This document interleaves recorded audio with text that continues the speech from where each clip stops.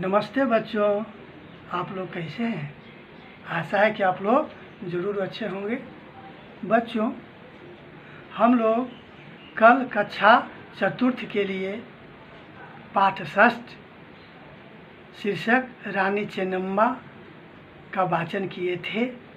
आज हम लोग पुनः उसी पाठ का थोड़ा सा विस्तृत अध्ययन करेंगे और उसकी चर्चा करेंगे।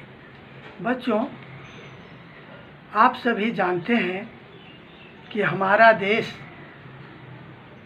कुछ वर्ष पहले गुलाम था। उसी समय की यह कहानी है। हमारे देश पर अंग्रेज़ों का आधिपत्य था। अंग्रेज़ हमारे देश के बहुत से भूभाग पर अपना अधिकार जमा लिए थे। उसी समय रानी चेन्नम्मा, लक्ष्मीबाई आदि बहुत सी वीरांगनाओं ने उन अंग्रेज़ों से लोहा लिया। अब हम लोग सुने, कहा जाता है, ध्यान से सुनेंगे, कि जो मनुष्य अपनी शर्तों पर जीता है, अपने अधिकारों के लिए लड़ता है तथा किसी के प्रभाव में नहीं आता है, वही अपनी अलग पहचान बनाता है। उन्हीं अलग पहचान बनाने वालों में से रानी चेन्नम्मा भी एक है। बच्चों, यह पाठ रानी चेन्नम्मा की वीर गाथा का पाठ है। इसमें रानी द्वारा अद्भुत साहस और वीरता का प्रदर्शन किया गया है। रानी ने अंग्रेजों से डटकर लोहा लिया और फिर बेचारी अंततोगत्वा में वीरगति को प्राप्त कर ली। हम लोग जरा ध्यान से सुने। रानी चेन्नम्मा कर्नाटक के कितूर राज्य की रानी थी।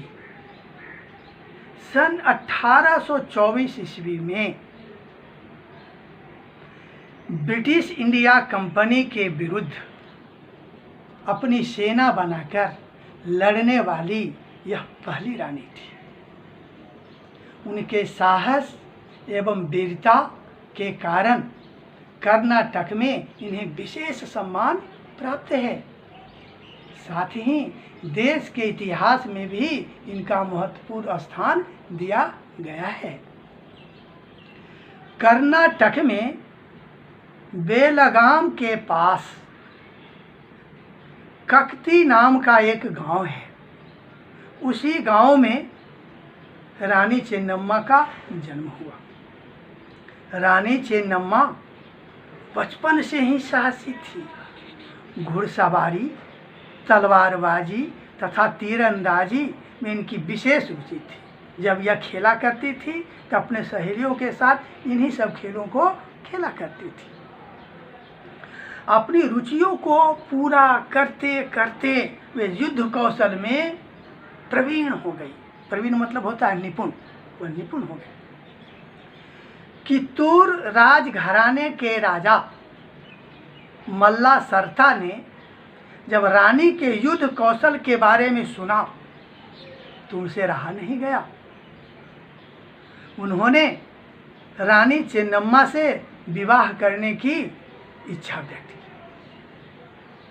कित्तूर के राजा ने चेन्नम्मा के पिता के पास उनकी बेटी से विवाह करने का प्रस्ताव भेजा। चेन्नम्मा के पिता ने उनके प्रस्ताव को स्वीकार कर लिया। कुछ ही दिनों के बाद खूब धूमधाम के साथ बेलगांव के कित्तूर राजघराने में उनका विवाह हो गया। रानी चेन्नम्मा सुख से रहने लगी, लेकिन सुख बेचारी के नसीब में कहाँ। कुछ ही दिन बीते, मैंने कुछ ही वर्ष बीते कि राजा मल्ला सरता की मृत्यु हो गई। रानी बेचारी शोक में डूब गई। अभी वह इस सदमे से उबर भी नहीं पाई थी कि उनका एक ही पुत्र था, इकलौता जिसे कहा जाता है, उसकी भी मृत्यु हो गई। रानी बिल्कुल अकेली हो गई। इकलौते पुत्र के मृत्यु के बाद उन्होंने एक दूसरे बालक जिसका नाम था शिवलिंगप्पा, उसी को गोद ली और उसी को उत्तराधिकारी बनाया। अंग्रेजों ने रानी के इस निर्णय को स्वीकार नहीं किया, शिवलिंगप्पा को पद से हटाने का आदेश दे दिया। रानी ने अंग्रेजों के आदेश को मानने से इनकार कर दिया और यहीं से अंग्रेजों के साथ उनका टकराव शुरू हो जाता है। अंग्रेजों की एक नीति थी, डॉक्ट्रिन ऑफ लैप्स। इसका मतलब होता है कि जिस राज्य के राजा का कोई उत्तराधिकारी नहीं है, वह यदि किसी को गोद ले लेते हैं तो उसे अपने पुत्र के रूप में मान सकते हैं, लेकिन अपने राज्य का उत्तराधिकारी उसे नहीं बना सकते हैं। उसी नियम के तहत पुत्रों को राज करने का अधिकार नहीं था। जब भी ऐसी स्थिति होती थी तो अंग्रेज उस राज्य को अपने साम्राज्य में मिला लेते थे, अपने राज्य का विस्तार करते थे। रानी चेन्नम्मा पहली ऐसी महिला थी जिन्होंने अंग्रेजों के खिलाफ आवाज उठाई।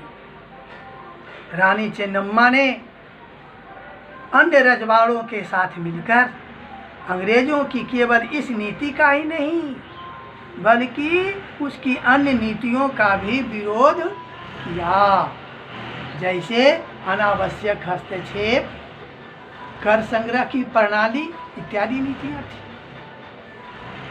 ये नीतियां ही रानी चेन्नम्मा और अंग्रेजों के बीच हुए युद्ध का मुख्य कारण थी। अंग्रेजों को रानी का यह विरोध स्वीकार नहीं था, अतः उन्होंने रानी के विरुद्ध युद्ध छेड़ दिया।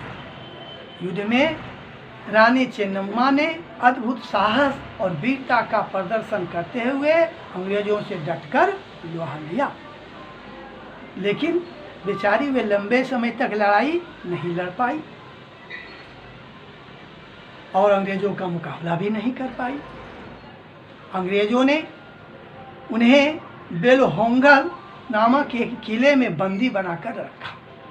उसी किले में रानी चेन्नम्मा की मृत्यु हो गई। अंग्रेजों के दांत खट्टे करने में रानी चेन्नम्मा ने जिस वीरता एवं साहस का परिचय दिया वह अभूतपूर्व था। ऐसी वीरांगना को हम लोग सत सत नमन करते हैं। बच्चों, आप लोगों ने कहानी को सुनी, आप लोग भी अपने देश के लिए कुछ कर गुजारने के लिए तैयार रहिएगा, क्योंकि कहा जाता है इस संसार में जन्म तो सभी लेते हैं, लेकिन कुछ ही ऐसे व्यक्ति जो होते हैं वे अपने नाम को रोशन करते हैं। यदि हमें जीना है तो अपने देश के लिए जीना है, हम भी अपने देश के लिए कुछ न कुछ करें। बच्चों, आप लोग इस वीडियो को ध्यान से सुनेंगे। सुनने के बाद इसे जो बच्चे सब्सक्राइब नहीं किए हैं वे सब्सक्राइब कर लेंगे, और जो सब्सक्राइब किए हैं वो नहीं करेंगे, इसे लाइक भी करेंगे। धन्यवाद।